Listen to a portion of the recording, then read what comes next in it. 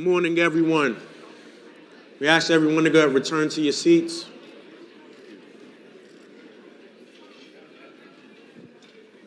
No one.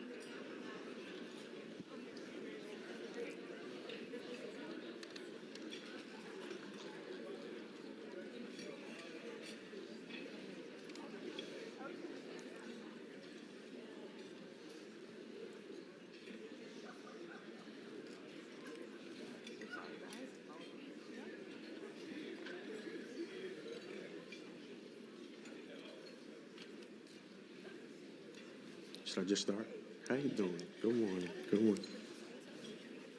Should I just start? All right. Good morning, everyone, and thank you for joining us for the 53rd Annual MLK Memorial Breakfast. Thank you to the host committee. My name is Frank Farrell. I'm the Executive Director of the Mayor's Office of Black Male Advancement.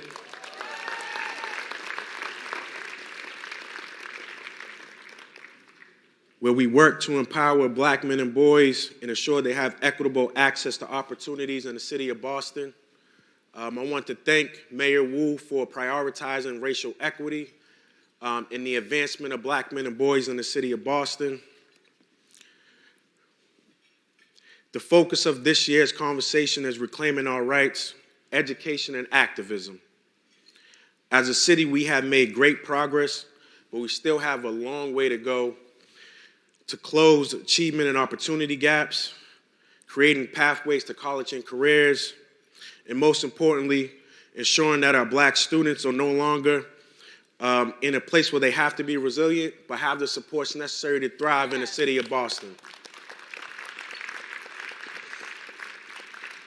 We have an amazing panel of elected officials and education thought leaders on the state of education in the city of Boston and across the Commonwealth. Our discussion will be moderated by Devin Morris. Devin Morris is the co-founder and executive director of the Teachers Lounge, a local nonprofit organization with a vision of driving unprecedented student outcomes by diversifying the people, the thoughts, actions of the educator workforce. The Teachers Lounge's mission is to recruit, revitalize, and retain educators of color throughout the greater Boston area. Outside of co-founding the Teachers Lounge, Devin sits on several local and national coalitions supporting the diversification of the teacher workforce. Devin is also a member of the Commission on Black Men and Boys with the Boston Mayor's Office. Thank you, Devin. And he's also the chair of our education subcommittee. Devin has a passion for equity, community engagement, collaboration, program development, and collective accountability. Please join me in welcoming Devin Morris to the stage. Thank you.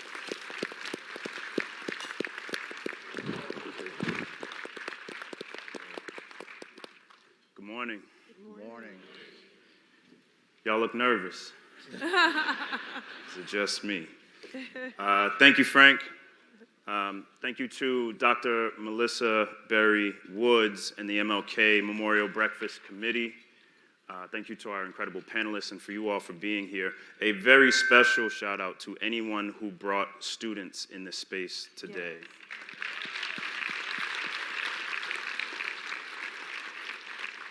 So we have a little less than 40 minutes to solve all of our problems in education. Y'all up for the task? All right. Before we get started and meet this sensational panel, a couple of things that I need you all to know.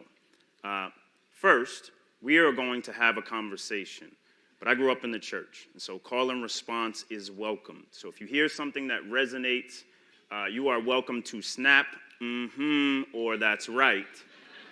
I know some of you were like, I was going to do it anyway, right? Second, I believe that there are two people in this world who we should never use the term former to describe. Ball players and educators.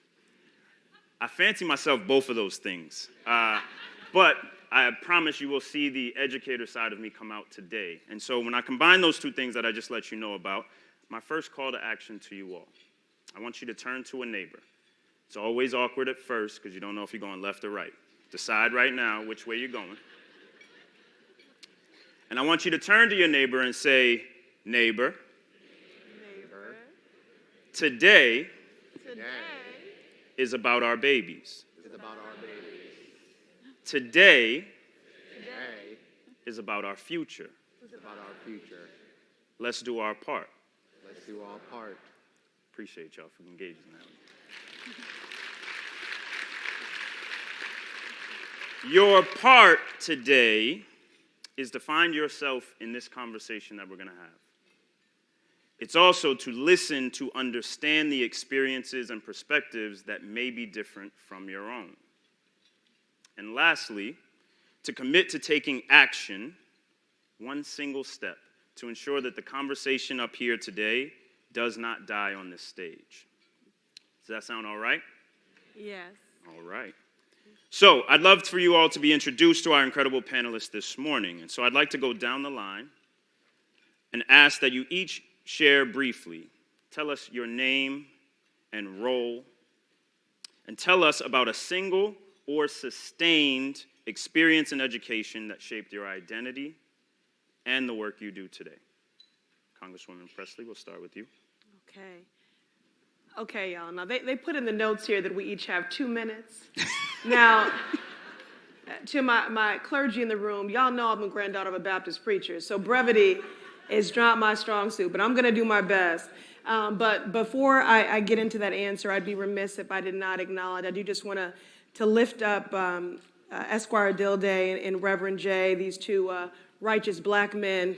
We thank you for your example every day and for your role in today's breakfast, an incredible and historic long-standing tradition, the longest-standing MLK breakfast in the country.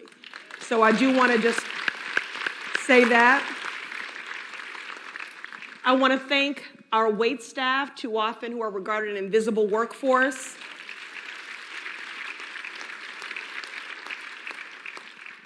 And then finally, on the heels of the embrace, I'm so grateful that Coretta Scott and Coretta Scott King are finally getting their just due when we know how often the contributions of black women are erased or relegated to a historical footnote.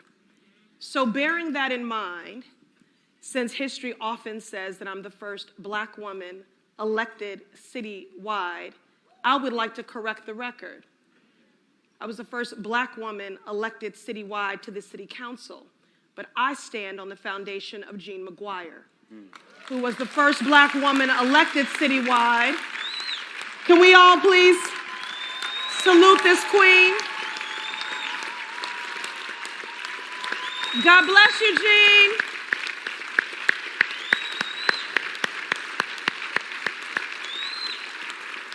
Thank you for blazing a trail on that school committee and beyond. Okay, so getting back to the question, I'll remind the room my name and my role. Ayanna Pressley, I'm the Congresswoman representing the Massachusetts 7th Congressional District, which includes majority parts Boston, Cambridge, all of Somerville, Randolph, Everett, Chelsea, and Milton. A vibrant, diverse, and dynamic district, and the most unequal in our congressional delegation, and one of the most unequal in the country. And that is true across all outcomes, but including education. A single or sustained lived experience in education that has shaped my identity and my work. We often speak of education being life's great equalizer, and it is, but family is life's great stabilizer. And my household was destabilized for many reasons, of which I'm no anomaly. These are systemic challenges. My father was incarcerated for my formative years. My mother was raising me alone. And in that time, I was also enduring intra-family sexual abuse. And I lived in the school nurse's office. I was what you call a frequent flyer. It was a place that felt safe for me, where I felt seen. I was not one of those children who acted out. I was a child who shut down. But because a nurse saw me fully, I was able ultimately to get the interventions and to get on the pathway to the healing, the support, and the justice that I deserved. And so it is for that reason that I fight so stridently and unapologetically for our school nurses.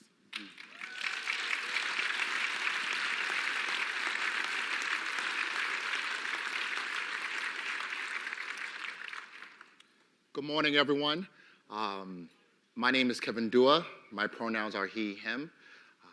I am a proud history teacher for the past 13 years. Been in education. From mentoring through City Year Greater Boston and being an advocate to countless students throughout the state. And my why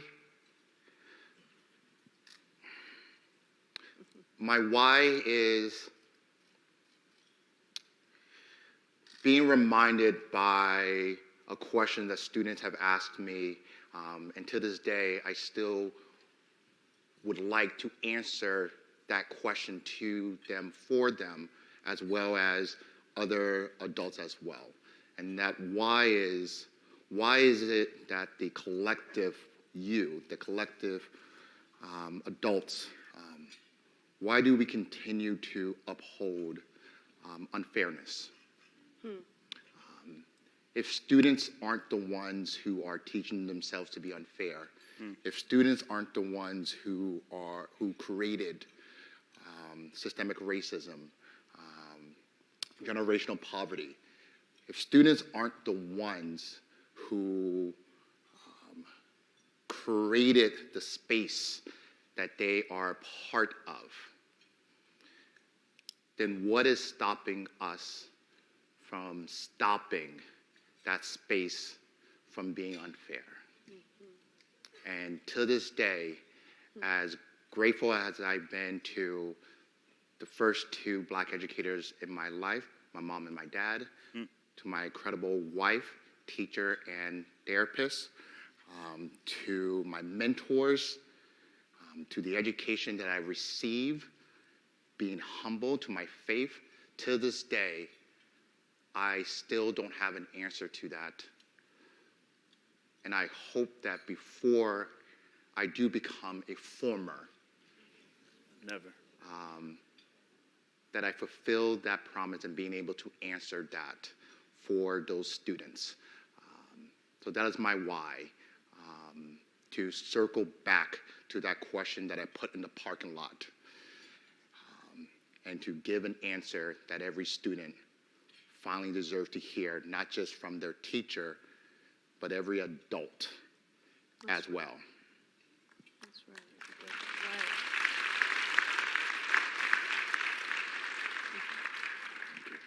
Good morning. Good morning. My name is Rebecca Granger, and I have the pleasure of being the senior advisor to Mayor Michelle Wu on youth and schools. My why has really continued throughout my both time in education and my career in education.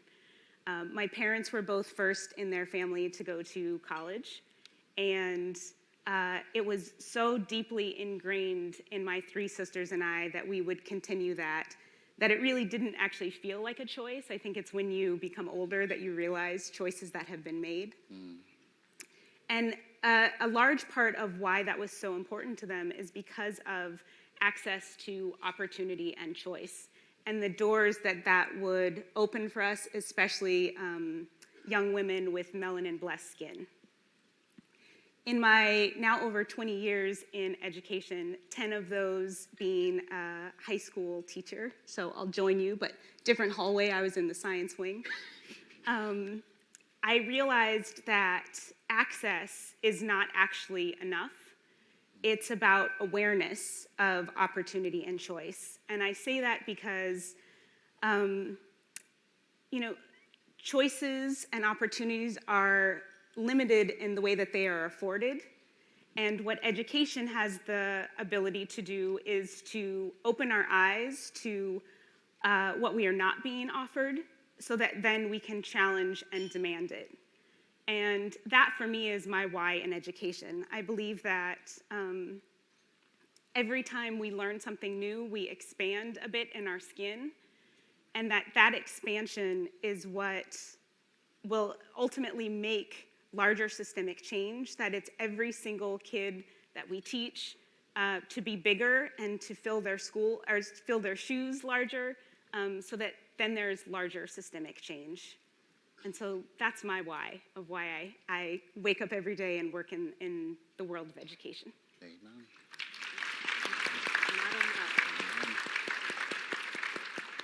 Hello, everyone. My name is Gavin Smith. I am the proud head of school of Boston Latin Academy and their #1 fan. Go Dragons.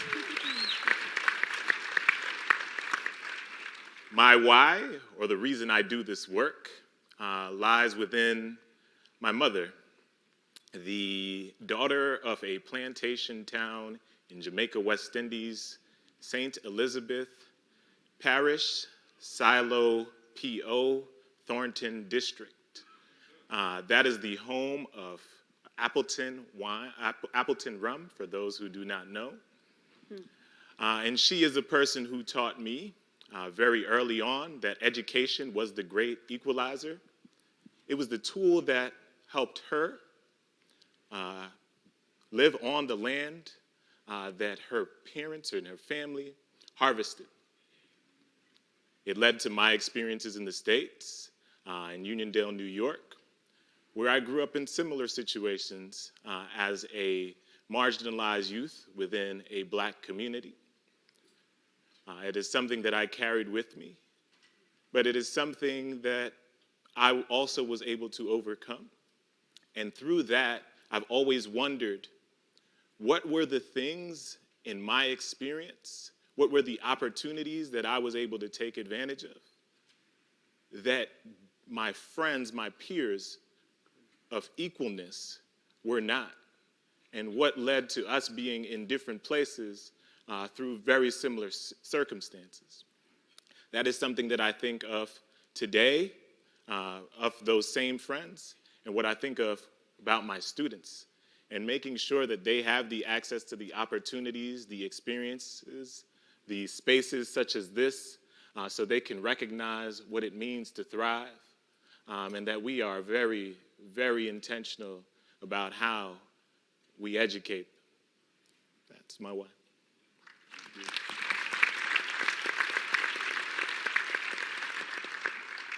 Good morning, everyone. My name is Kim Driscoll. I'm blessed and fortunate to be the partner of Governor Maura Healey and your Lieutenant Governor.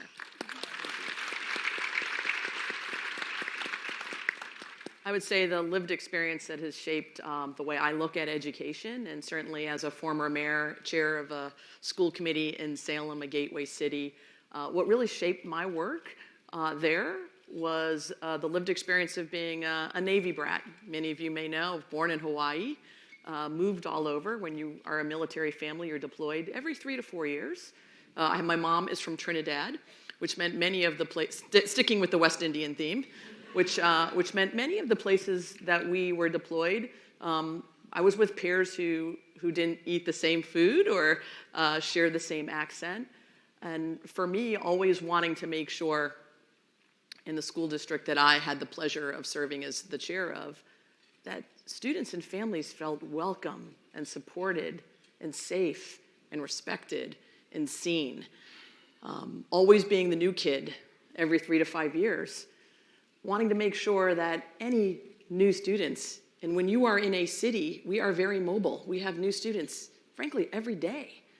How do we make sure those families have the support system, feel nurtured, understand the systems? I can say that as a newcomer to Massachusetts, attending Salem State, for public higher ed fans in the room, most diverse public higher ed institution in Massachusetts. It was also breaking down those barriers. I attended Salem State at a time that you could hustle all summer and make enough to attend college. That's formidable now.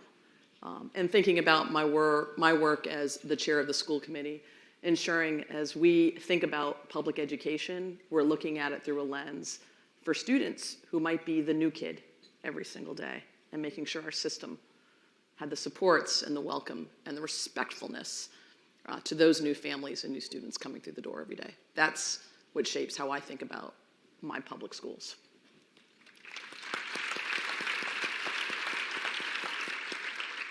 Good morning. My name is Kathy Lopes, and I am the Director of Diversity, Equity, and Inclusion for Newton Public Schools by title.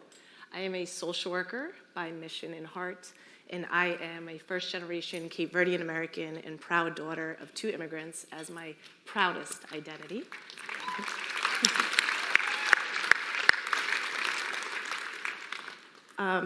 I came to this work being a student, being a child who grew up in a community in Massachusetts where I rarely, if ever, saw others who looked like me or shared the cultural identity or racial identity that I had and my siblings had. And in reflection as an adult, now recognizing the impact of harm when we create standards and norms that aren't aligned with every student and every identity that is represented in our school communities. So now using any positionality, any access to power, and any privilege that I have, hoping to move that, to disrupt those systems, to dismantle those practices, and create spaces where students can show up in their full selves with pride, with confidence, and with ability to learn and make mistakes along the way. So that is my why. Excellent. Well, thank you all again for the work you're doing on the ground each day and for your presence today to help us and our community carve our path forward. We are running behind, right? Sandman's gonna come get us off of this stage. So just asking that we try to be succinct in our responses. Y'all know we love a quote. So Dr. King has a quote that says, "Education must enable a man to become more efficient, to achieve with increasing facility the legitimate goals of his life." And we know that education at present is not fully living up to its promise, or in this case, in Dr. King's vision for all students. And so, to that point, a question that I want to pose to each of our educators and give an opportunity for our city and state officials to reflect and respond is, what do you see as the most pressing issues in education today that need more attention and radical innovation for the sake of our babies? Most pressing issues in education today needs more attention and radical innovation. Kathy, I'm going to start with you. Sure. So given the experience that I touched on and also being a social worker throughout this journey, it cannot be undervalued how important it is for students to be affirmed in their school communities, in their learning, in these spaces. And I see a way for us to move in that direction of affirmation by really committing to culturally responsive practices and instruction. And that doesn't solely mean, educators in the classroom, and it does, but it also means our practices. How are we engaging with students? How are we assessing who's in the space? How are we inquiring and creating opportunities for students to say, this is who I am, this is what matters to me, this is how I engage in learning.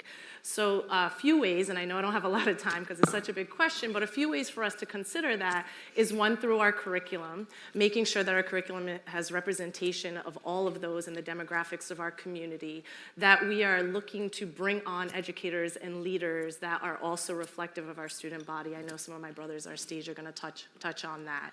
It is about creating affinity spaces for our students to be safe and be in community together. It is looking at our colleagues and our sports systems, our after-school activities, and really think our counseling, our interventions, and thinking about how are we responding to who's in front of us. And also that we are, and maybe most importantly, that we are engaging those who are most excluded, those who are traditionally marginalized from the conversation, and centering those voices of those parents and those community members and those students, and that we're lifting up their needs, their voices, and their asks as a part of this work. And with such a rise, right, in kind of opposition right now, in political opposition, it's not enough that schools have DEI directors others like myself. It's that this work is reinforced through policy, through leadership, through resources at the local, the state, and the federal level. So I think my ask in this work is that we not only find folks to lead this work, but we find leaders to make sure it's sustained and reinforced and resourced. Thank you, Kathy. And I particularly appreciate that partnership piece of bringing in families who are the experts on our babies. Lieutenant Governor, who's going to give you an opportunity to respond. I'm just going to say +1 to everything that was said. And also note that we can reimagine education in Massachusetts, right? Education really is a community mission. We have 351 cities and towns, 262 school districts. Local government delivers, supposed to be delivering, a high-quality educational outcome for all of our students. But who decided it needs to start in kindergarten and end in 12th grade? We can change how we reimagine what a modern-day public education system looks like. I know the governor and I are committed to early education, making sure our youngest students get the best start possible. That will especially help economically disadvantaged families and students in so many ways. We can imagine a high school experience that is different than the high school experience we all had. Right now, high school looks very much like it did when all of us, and there's an age range in this room, went to high school. These are the rote classes. These are the periods you have to attend. This is the magnitude of what you need to study. When our students are telling us through engagement, they want early education, they want early college, early career pathways, they want hands-on learning, they want engagement. We have an opportunity before us to think about how we support students, whether it's on a career pathway or a college pathway. We can do that in partnership with each other. Those are the efforts as we think about what comes next, in addition to everything that has already been said, the mechanics of it, how it actually works at the local level in partnership with state leaders and community members. It is a community mission to educate the next generation of leaders. When that partnership comes together and delivers for students, particularly for students of color, particularly for students from economically disadvantaged families, that's when we'll really be achieving success.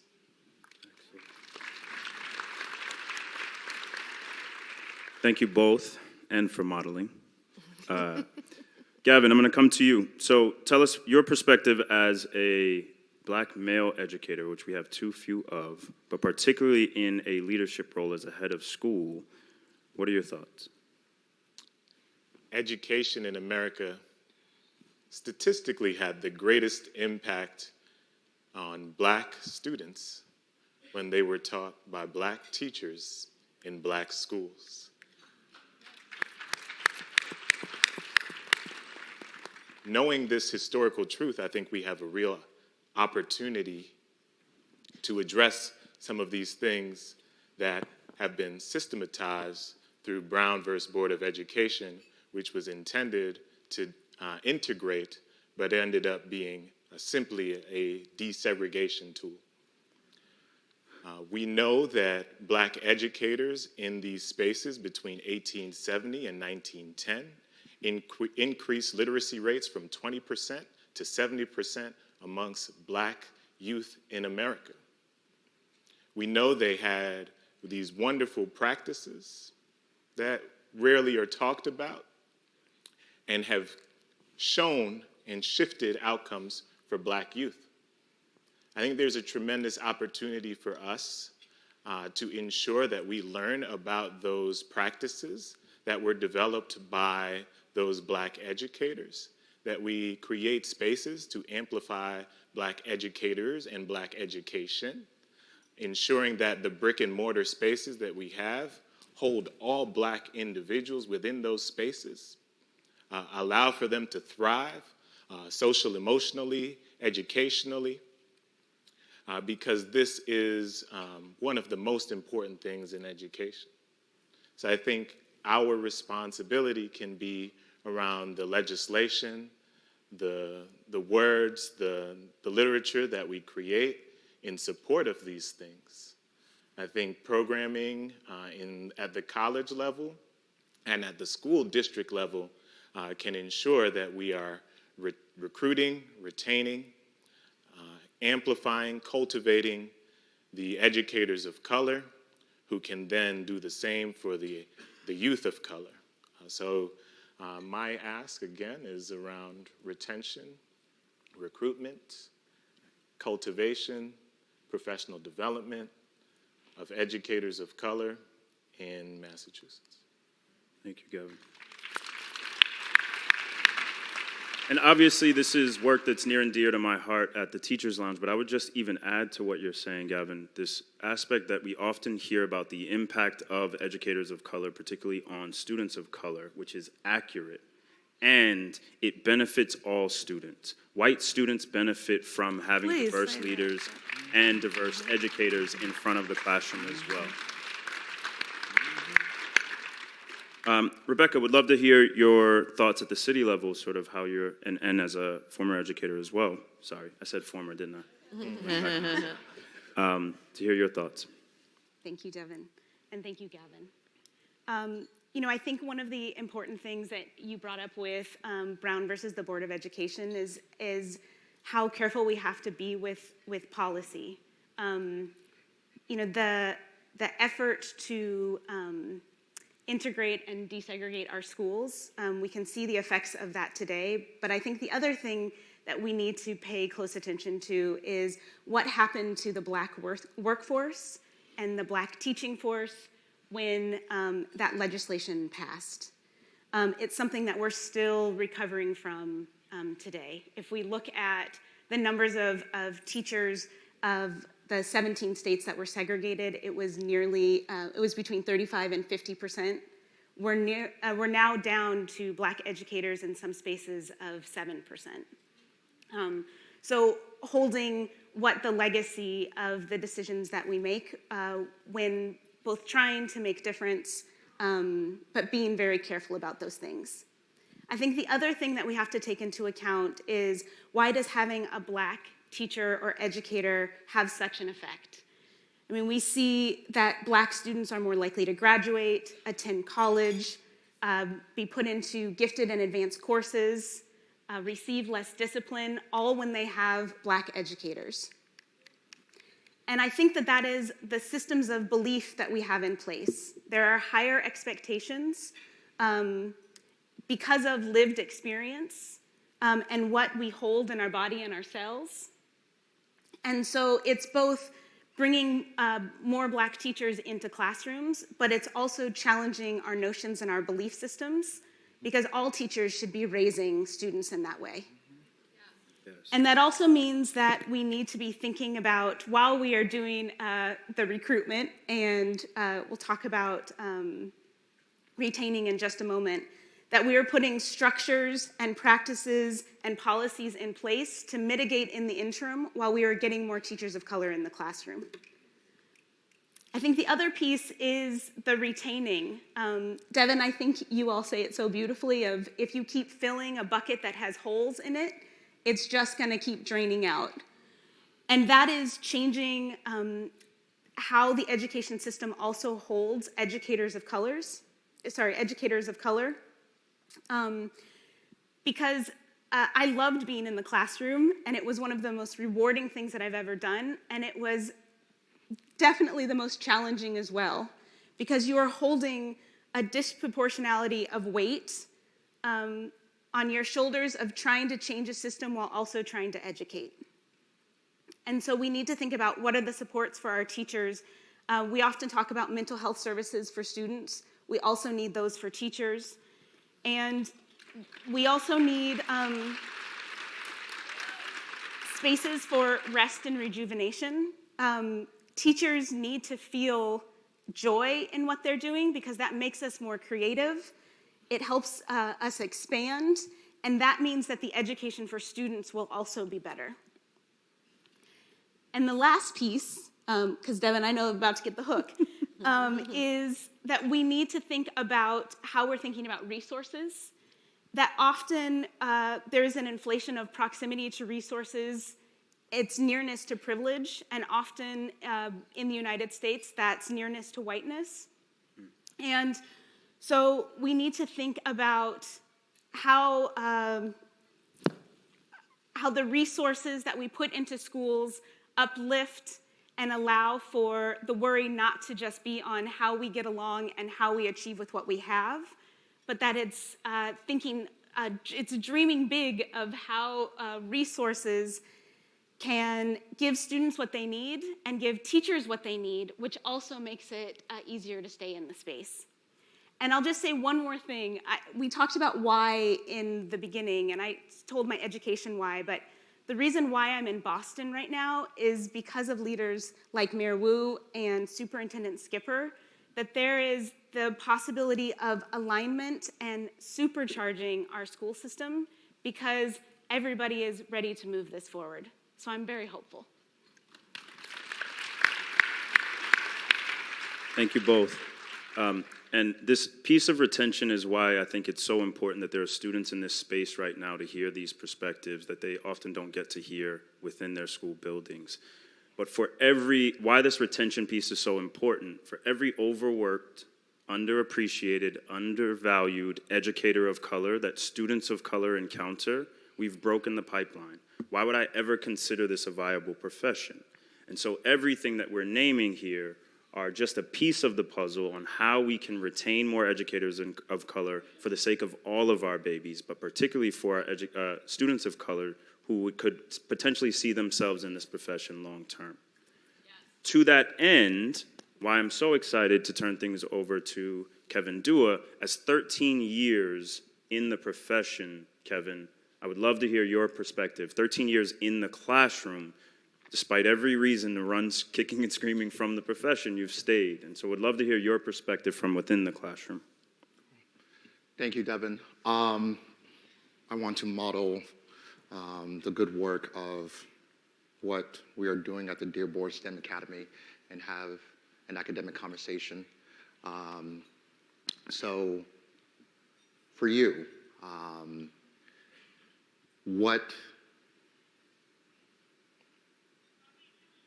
a reality is this: there are incredible educators in this room right now who look like us.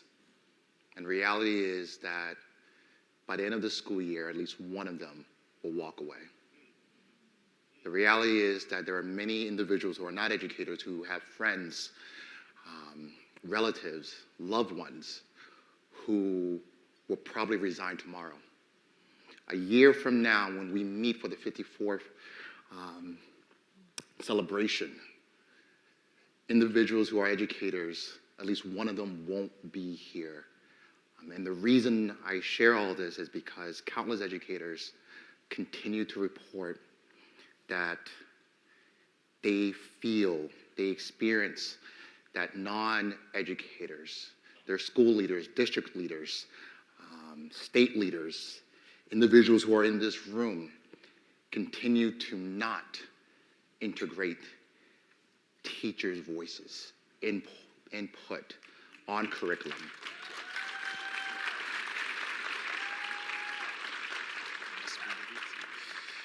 It is also true that the overwhelming responsibilities that so many of educators that I look up to, my mentors, my friends, they continue to cite over and over and over that feeling overwhelmed of not being able to have that voice, despite schools across this state and country saying a few years ago in the spring of 2020 that they were going to radicalize curriculum, that it was not going to look like the way it was pre-pandemic. And countless teachers are continuing to say across the Commonwealth that mission statement has not been fulfilled. And because of that, curriculum that does not reflect teachers' input, curriculum does not reflect our students, are playing a direct role of students that look like us, making the determination about the career that's not going to be related to becoming a teacher. That individuals feel that if we are not teaching curriculum that is updated, that reflects the global majority, if teachers are not at the table, then we are continuing to do a disservice. We are continuing to feel gaslit.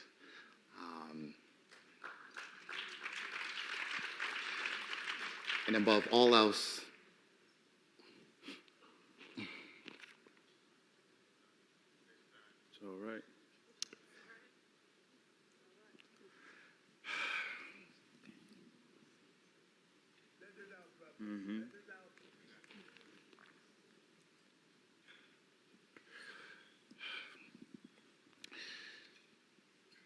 if we are saying that teachers of all backgrounds, but especially teachers that look like us, if we are saying that our voices matter, if we are saying that, but non-teachers aren't modeling that, why would a student care to be in that space in the first place? So, I would love to hear your thoughts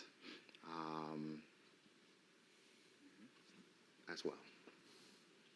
Thank you, Kevin.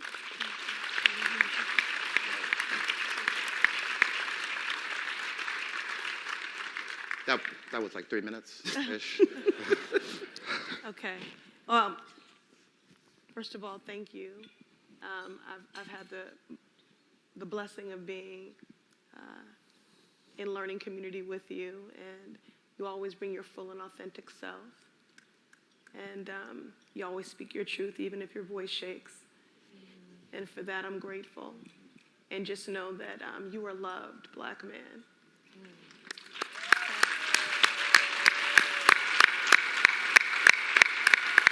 As my husband says, just because you exist, I spoke earlier about erasure, and so I do just want to take a moment to center some of my teachers in this work. Can I just give a shout out to the Black Educators Alliance of Massachusetts and thank Beam, who have been, I'm sure they're somewhere here in the room. Whether they're in the room or not, please show them some love. They have been, thank you.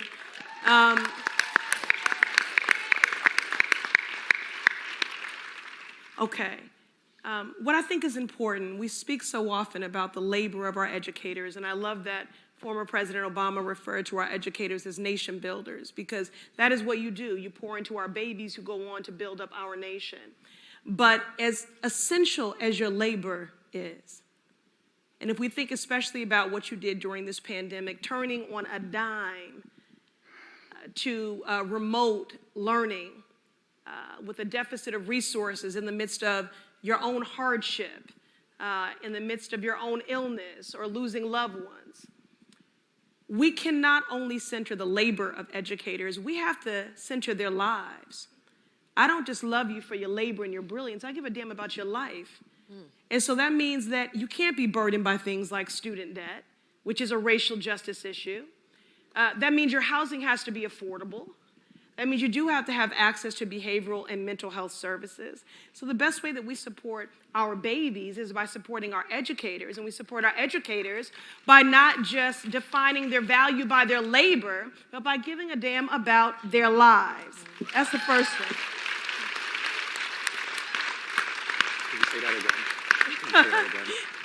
And the other thing I want to say is that, to represent any marginalized identity, and I can only speak of my experience, having been Black and a woman my whole life, is that there is this cruel dichotomy. We are hyper visible, and that is why we are criminalized and policed. Which is, I want to say, the other thing that's important to me is that our learning communities not be placed where our children are criminalized simply for showing up as adolescents, simply for showing up as Black, simply for how their hair grows out of their head. But we have this hyper-visibility. Black educators experience this, and hyper-invisibility. And so this is something that has to be reconciled, because all the recruitment in the world, the retention is not just about practices, it's about culture. These environments are hostile. Our Black teachers are not exempt from trauma because they've earned a degree. That's right. Or multiple degrees. So I really do think those behavioral health services for our teachers are so essential. And then finally, I'll just say, I want our teachers to be able to be guides and not guards. I want our learning communities to be trauma-informed, where when you meet someone like who showed up in the world as I did, as a little Ayanna every day, where instead of the question being what's wrong with you, the question is what happened to you. And the best way that we support our educators is by letting them be educators. I don't want to force them to be social workers. I don't want to force them to be psychotherapists. I don't want to force them to be nurses. I don't want to romanticize resilience that our teachers are dipping into their own pockets to resource their classrooms or to feed their students. And then we lift them up and say how extraordinary this is. That is an outrage. That is a moral outrage. That is nothing that we should be celebrating. That resilience comes from trauma and hardship. And Black folks, we are so used to trying to make the most of a bad situation that we forgot that we could demand that we not have a bad situation to begin with. And that is really what is at the crux of this. That is what is at the crux of this. So how do we best support our babies? We support our educators. And how do we best support our educators? We invest in an ecosystem and a support system where everyone is playing their position and where we are not placing everything on the shoulders of our educators. Is that okay? You got that. All right. This is why they didn't hand her a handheld microphone, because then she would have to. Okay. For anyone interested, I highly encourage you to check out, there's a report that Educators for Excellence released called Voices from the Classroom, which surveys educators across the U.S. But what they did that not enough surveys do is that there was an oversampling of educators of color. And so it talks about exactly what you're hearing here on the stage, but if you're looking for further context and more voices, I encourage you to check it out. All right, we're at our time here. So I have one final question, and you have 60 seconds max, okay? Who's got the clock? I want you to dare to dream for just a moment of a better future and a better education system for our babies. I hope you understand when I say babies at this point. I got babies who graduated, babies who are, okay, got it. In 60 seconds or less, share your call to action rooted in your dream. And be it for our elected officials, our educators, our families, or community organizers. I want you to be specific. Kathy, I'll start with you. Okay. My call to action is for everyone in this room, everyone watching who is in alignment with what we're saying, who appreciates the work that we're bringing to your school communities, whose children are thriving with these shifts, is that you raise your voice in support of this work. Too often, we are struggling with opposition from a small group of really loud people. Right?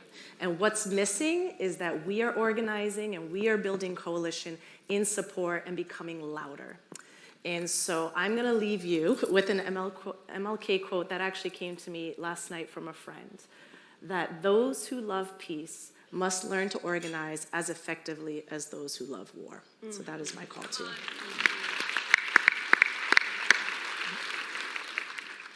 My call to action is twofold. One, attend your local school committee meeting and get involved.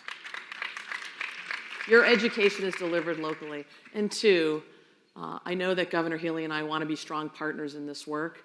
We ask for your partnership and to hold us accountable for ensuring that all students in Massachusetts have high quality access to education, early ed, early college, early career, opportunities to make sure they're advancing in a way that ensures not only a bright future for themselves, but a bright future for this Commonwealth. I think for me, I've been hearing a lot of, through this conversation, talk about some really important things, opportunities for all students to gain access to the things that put them at the tables that we all have the opportunity to be at, and be able to speak on behalf of themselves. And creating similar environments for our educators of color, and their experiences as we think about how we're shifting the educational system. I will quote Ayanna Pressley here and say, I will never forget when she said, I'm singing to the choir so that you all can sing, right? The importance of that, so you all being advocates for us and our voices in these spaces as well, I think, to Kathy's point, is also really integral in the work that we're doing and leading. Thank you, Gav. I would put out a twofold ask. One is to enact moments of kindness. I feel like we all need that right now, and it actually makes it so that we're able to be more creative and push forward. Martin Luther King often spoke about agape and love that challenges, and I think this work needs to be grounded in love. And the other part is to align action. There are so many people doing great work, and heroes aren't needed because it's not sustainable. It's building coalitions and pushing in the same direction. That's right. And that's what we need right now. So find someone who is doing the work that you are also doing and push forward together.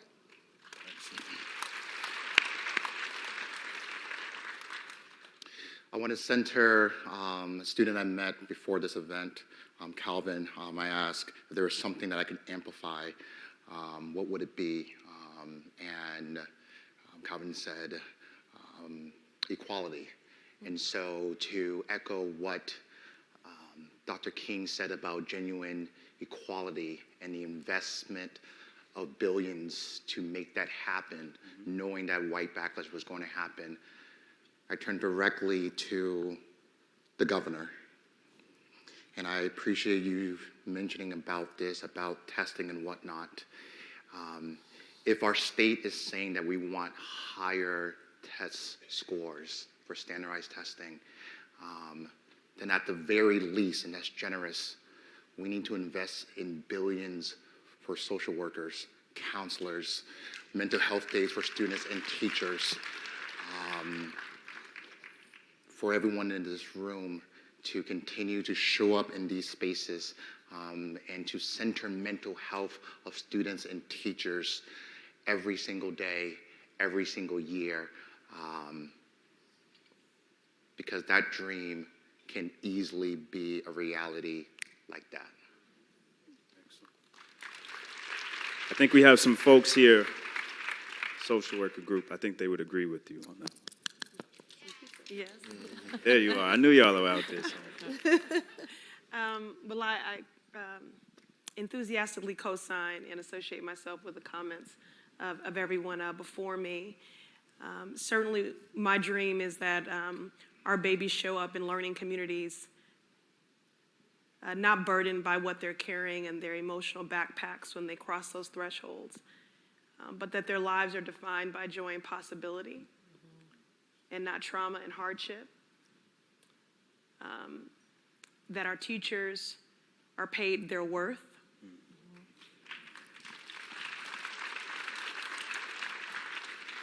Where parents who are a child's first teacher are genuinely honored and encouraged to be partners in this work. Now let's see if y'all keep clapping, because I'm about to offer something that not everybody fully appreciates. But that we really do support our students in a meaningful way. Support is a verb. And I would say wherever there are student representatives on school committees, they should have voting power. I also, see if y'all keep clapping, I also believe that we should lower the voting age in municipal elections, because I think that would allow for greater accountability to the consumer, which are our students, if they are electing their leaders. And we need to make college truly accessible. You can't say we live in a meritocracy and education is the equalizer, and continue to put higher education out of reach for people when the cost has increased by 150%. So college has got to be affordable, and then finally we need to be more intentional and do more around vocational training and apprenticeships. So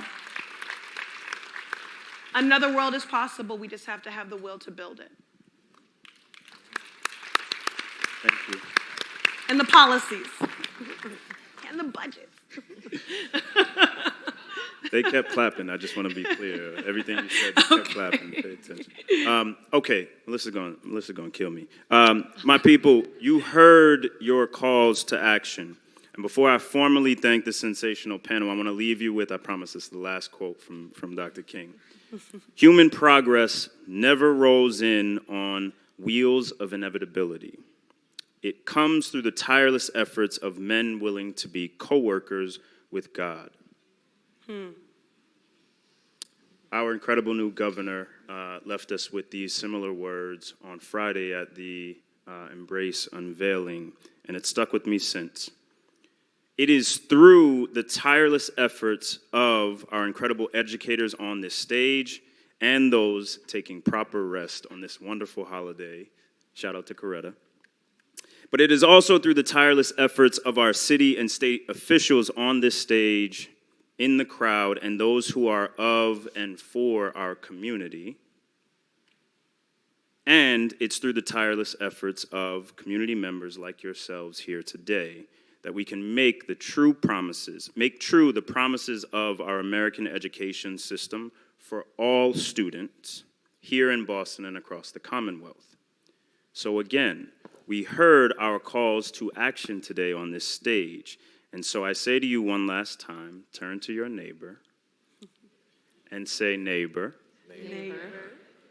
let's do our part. Let's do our part. Excellent. Thank you all so much, and thank you to this incredible panel. Evan! Thank you, Devin.